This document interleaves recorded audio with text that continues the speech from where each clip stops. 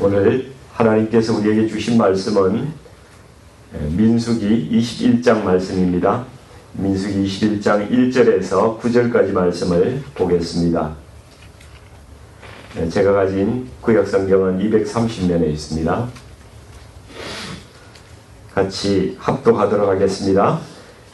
네겝에 거주하는 가나안 사람 곧 아라세 왕이 이스라엘이 아다림 길로 온다 함을 듣고 이스라엘을 쳐서 그중 몇 사람을 사로잡은지라 이스라엘이 여호와께 서원하여 이르되 주께서 만일 이 백성을 내 손에 넘기시면 내가 그들의 성읍을 다 멸하리이다. 여호와께서 이스라엘의 목소리를 들으시고 가나안 사람을 그들의 손에 넘기시매 그들과 그들의 성읍을 다 멸하리라. 그러므로 그곳 이름을 호르마라 하였더라. 백성이 호르산에서 출발하여 홍해 길을 따라 에돔 땅을 우회하려 하였다가 길로 말미암아 백성의 마음이 상하니라. 백성이 하나님과 모세를 향하여 원망하되 어찌하여 우리를 애굽에서 인도해 내어 이 광야에서 죽게 하는가. 이곳에는 먹을 것도 없고 물도 없도다. 우리 마음이 이 하찮은 음식을 싫어하노라 하매 여호와께서 굴뱀들을 백성 중에 보내어 백성을 물게 하심으로 이스라엘 백성 중에 죽은 자가 많은지라. 백성이 모세에게 이르러 말하되 우리가 여호와와 당신을 향하여 원망함으로 범죄하여 싸우니 여호와께 기도하여 이 뱀들을 우리에게서 떠나게 하소서.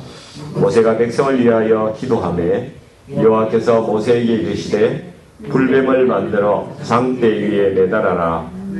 물린 자마다 그것을 보면 살리라. 모세가 녹뱀을 만들어 장대 위에 다니 뱀에게 물린 자가 녹뱀을 쳐다본 적 모두 살더라. 아멘. 오늘 민수기의 말씀으로 어디를 바라보십니까? 라는 제목으로 말씀을 나누기를 원합니다.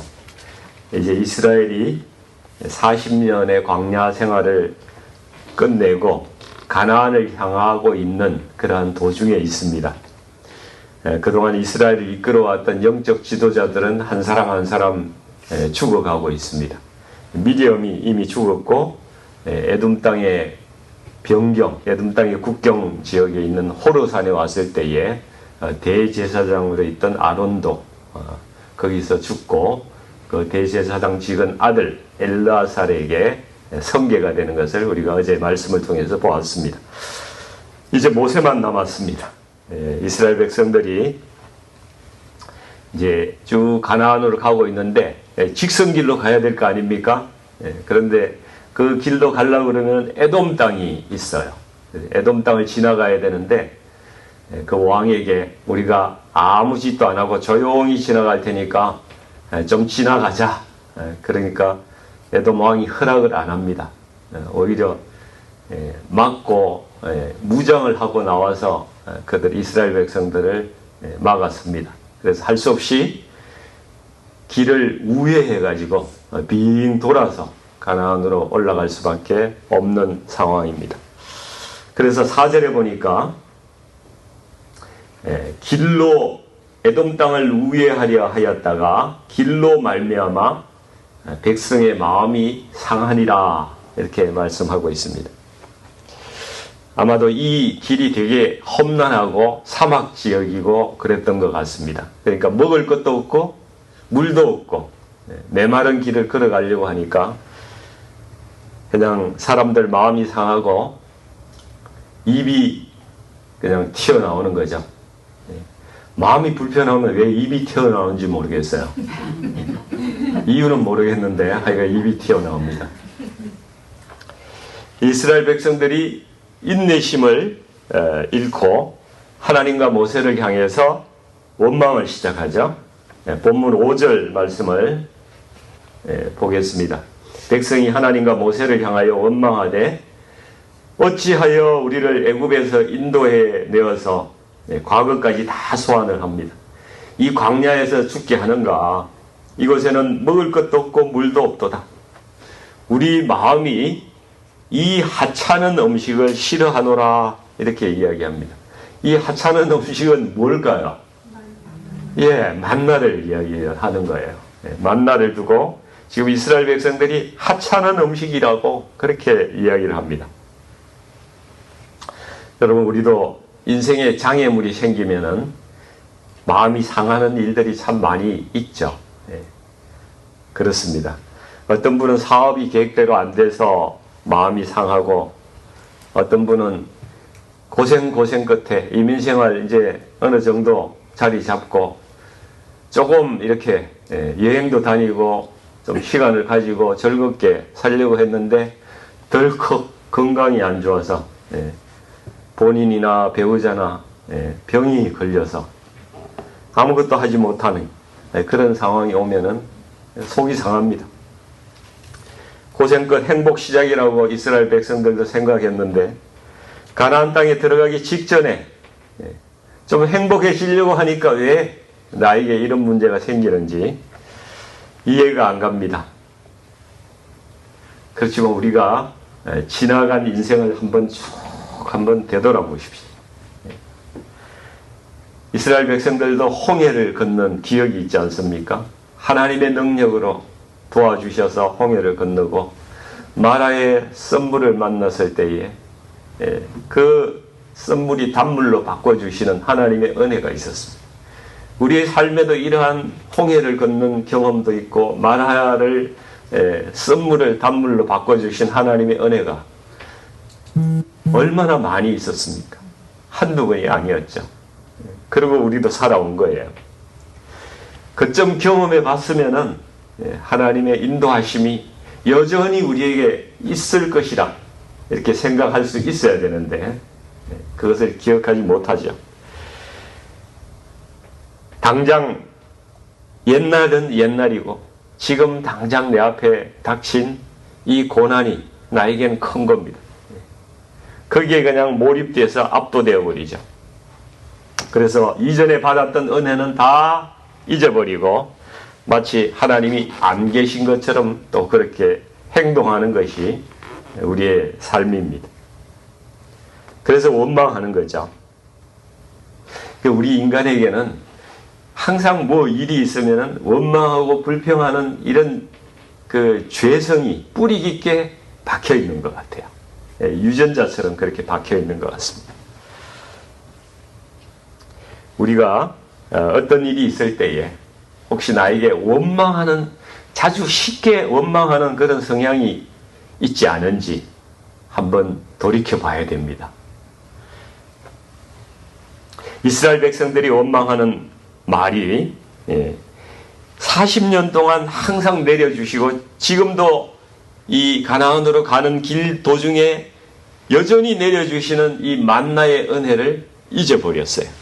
그리고 이 음식을 하찮은 음식이라고 그렇게 말합니다. 하나님의 은혜를 너무나 쉽게 생각하는 거예요. 이건 점잖하게 하찮은 음식이라고 표현한 거지 뭐라고 그랬겠어요? 아유, 거지 발사계 같은 이 음식 이제 먹기 싫어. 아, 너무 지겨워. 이 불평을 하나님께서 들으시고 그 마음이 어떠하시겠어요? 여러분, 만나를 한번 생각해 보세요. 40년 동안 이것만 먹었는데 사람들이 영양실조도 안 걸려요. 40년 동안 살았다고요. 뭐 영양이 결핍되면 입술도 트고 그죠? 속에 잇몸도 막 각기병도 생기고 그러잖아요. 그런 거 하나도 없었어요. 그렇다면은 이 만나에는 우리 인간에게 필요한 모든 영양소가 다 들어있는 거예요. 그렇죠? 우주인들이 우주 갈 때에 캡슐 식량을 가지고 가잖아요. 거기에는 우리 인간에게 필요한 모든 것들이 다 들어있거든요. 너무나 좋고 대단한 음식이거든요. 만나는 아마 그런 음식이었던 것 같아요. 그 야채도 안 먹었고, 그죠? 과일도 안 먹었는데, 뭐 건강하게 살아가는 거예요. 근데 우리 문제는 내 옆에 항상 있으니까 귀한 줄을 모른다는 거죠. 물이나 공기도 그렇지 않습니까? 하나님 주신 거, 공짜로 주신 게 제일 귀한 거래요. 물과 공기가 그렇잖아요. 여러분 돈 내고 물 드세요? 시에는 조금 내고 먹는다, 그죠? 하나님께 안 내잖아요. 공기도 그렇잖아요. 그죠? 하나님께서 일상에서 늘 베풀어 주시는 은혜가 얼마나 큰 복인지 우리가 기억해야 합니다. 우리가 그것을 감사해야 될 줄로 믿습니다. 시편 50편 23절에 이렇게 말씀하죠.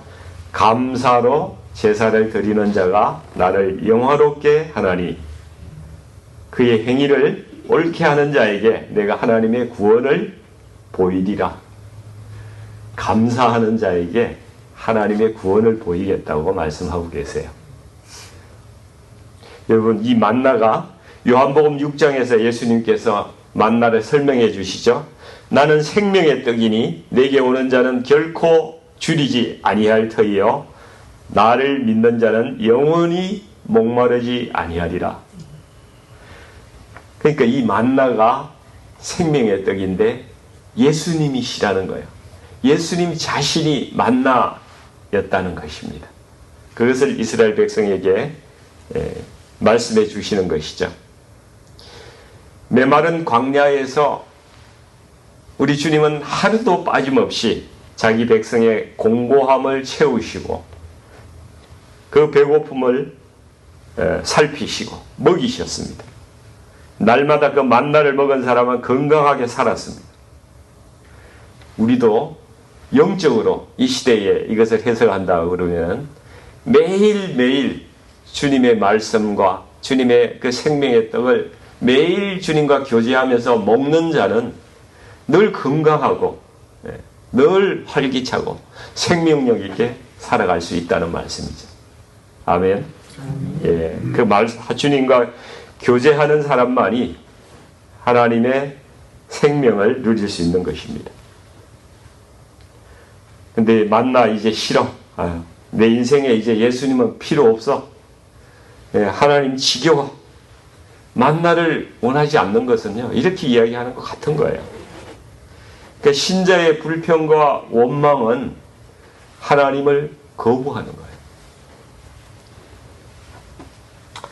하나님께서 원망과 불평하는 백성들에게 불뱀을 보내셨다고 말씀하고 있습니다. 이 불뱀들이 갑자기 나타났겠어요?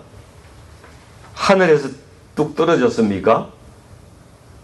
원래 사막에는요, 정갈도 많고 불뱀들이 그냥 널렸어요. 불뱀들이 엄청 많은 거예요, 원래. 우리도 이 바깥에 나가면 방울뱀 되게 많잖아요. 산에 가면. 이 불뱀은 그 독사입니다, 독사. 맹독을 가진 독사를 이야기하는 겁니다. 신명기 8장 15절을 보시면은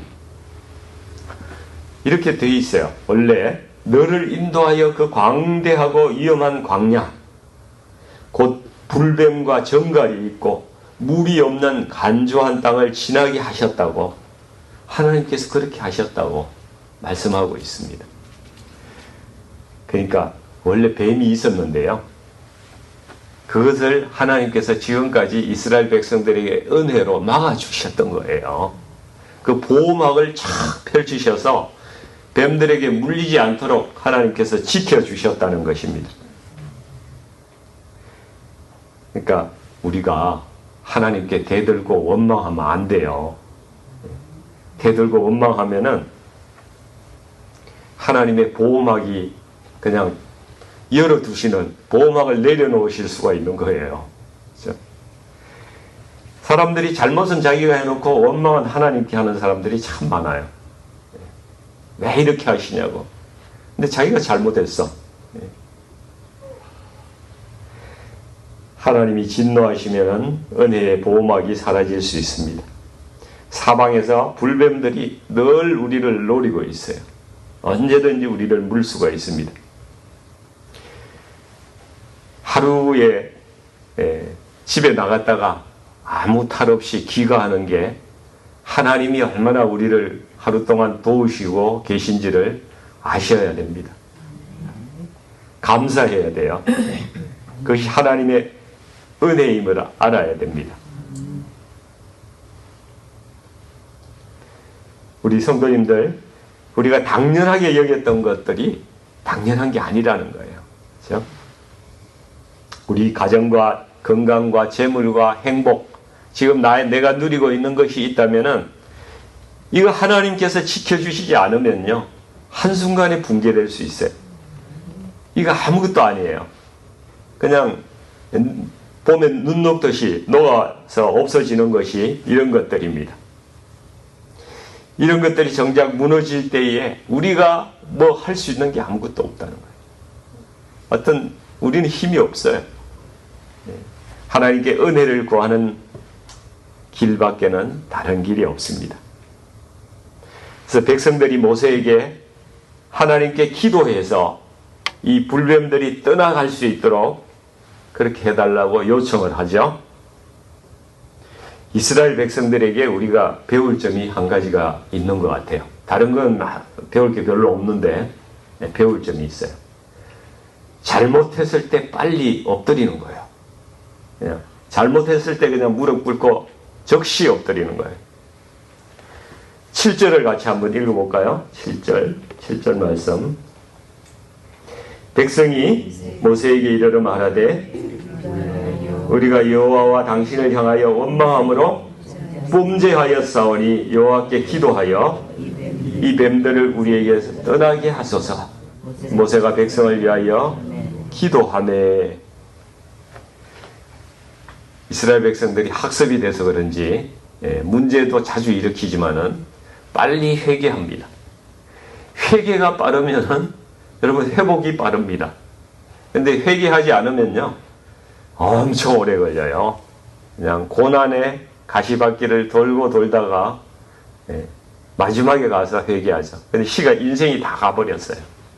뭘 할 수가 있습니까?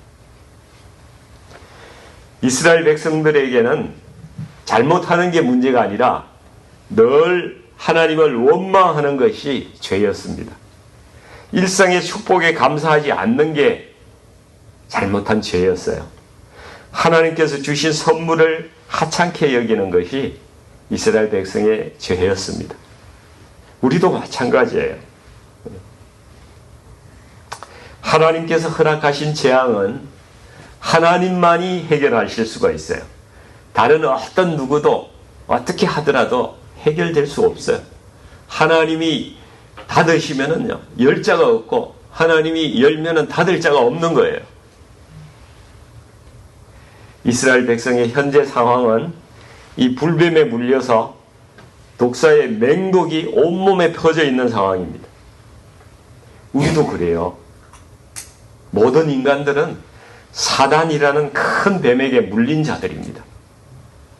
그래서 그 죄의 독성이 온몸에 아주 심각하게 퍼져 있는 상황이라는 것입니다.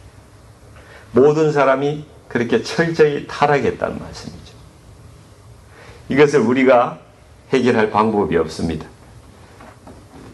우리가 회개해야 되는데 이스라엘 백성도 자기 힘으로 기도해도 효과가 없다는 걸 알아요.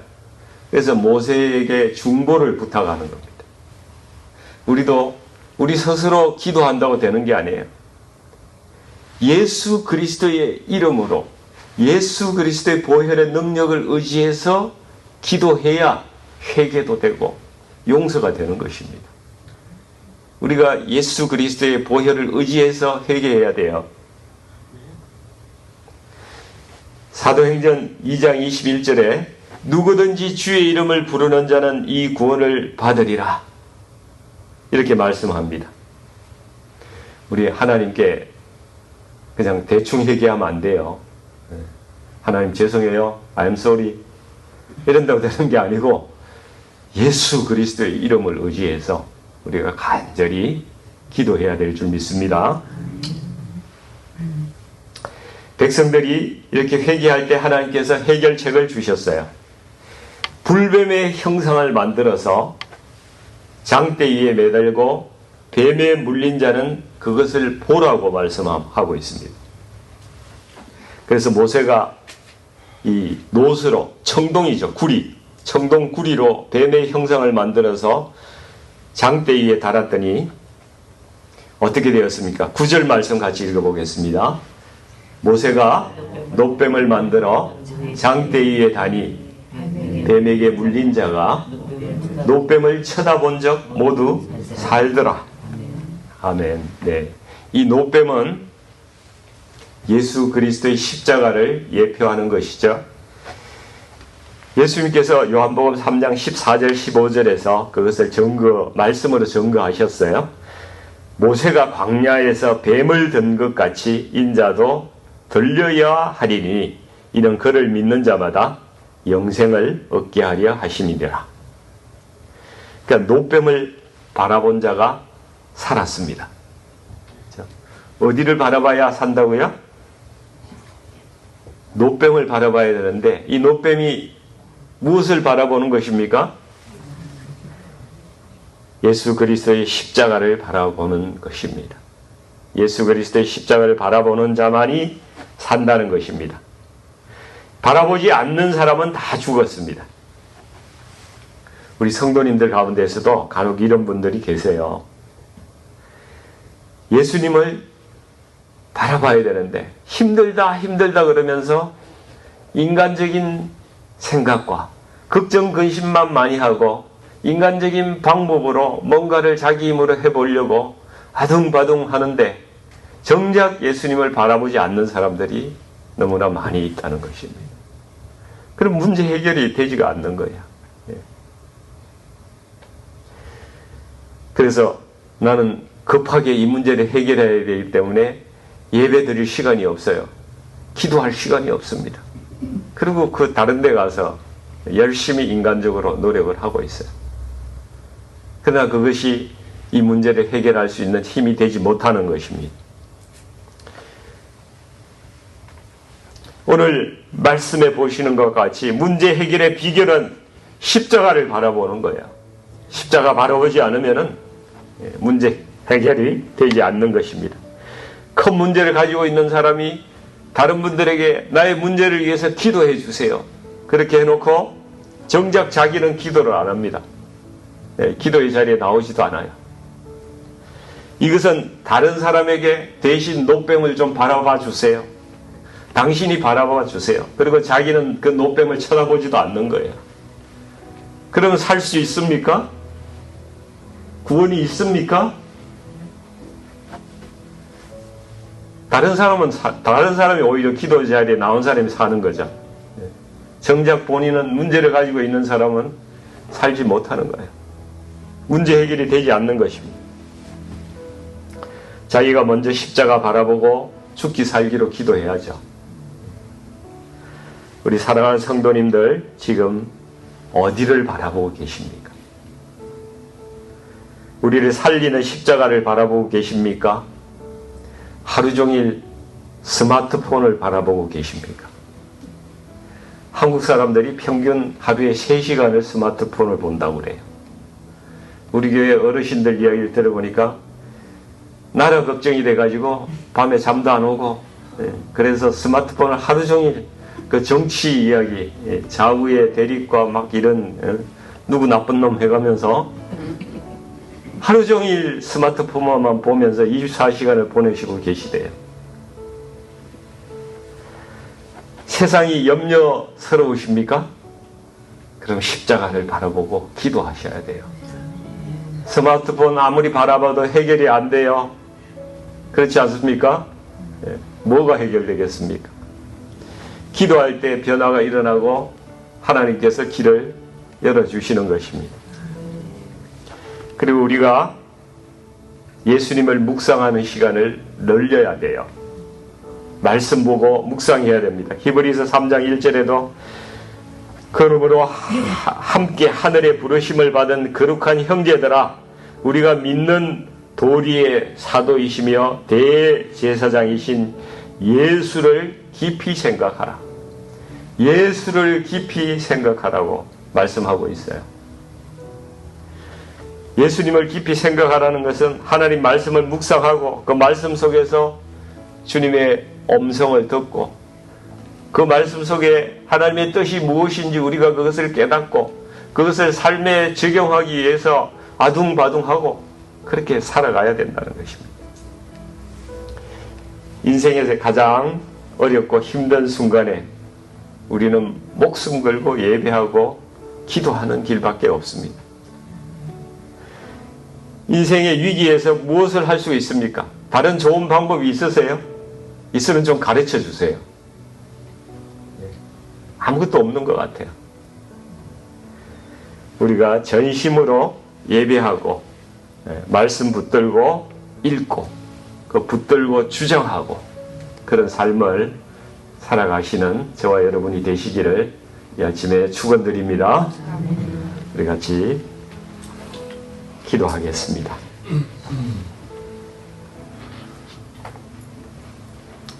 아버지 하나님, 지금 우리 시대가 모든 것이 불확실하고 위태로운 그러한 시기인 것을 저희가 알고 있습니다. 이럴 때일수록 아버지 하나님, 저희가 기도해야 될 줄 믿습니다. 아버지 하나님, 우리가 기도할 때 주께서 우리 가정을 살려주실 것을 믿습니다. 아버지 하나님, 우리 생업을 살려주실 것입니다. 우리 경제도 회복되게 하여 주실 것이로 믿습니다. 아버지, 우리 틀어진 관계도 우리가 예배하고 기도할 때 회복시켜 주실 줄 믿습니다. 아버지 하나님, 예수님을 바라보는 사람들이 점점 줄어가고 있는 이때에 아버지 하나님, 전심으로 하나님을 찾고 예배하는 자가 되기를 원합니다. 아버지 하나님, 오늘 말씀을 통해서 예수를 바라보라고 주께서 말씀하셨습니다. 우리 인생에 하나님 캄캄한 밤에 찾아올지라도 우리에게 소망이 있으면 우리가 주님을 바라볼 때에 주께서 우리와 함께 하시고 우리의 생명을 살리시고 우리가 피할 길을 내어주시는 그 주님이 우리와 함께 있기 때문인 줄 믿습니다. 아버지 하나님, 우리의 오늘 이 말씀을 듣고 우리가 마음의 변화를 받고 주님 앞에 주님을 더 생각하며 나아가기를 원합니다. 아버지 하나님, 우리 모든 성도들이 기도의 자리에 나오게 하여 주시고 예배의 자리에 더 열심히 나와서 주님을 만나는 은혜를 경험하여 하여 주시기를 간절히 원하오며 우리 주 예수 그리스도의 이름으로 기도하옵나이다. 아멘.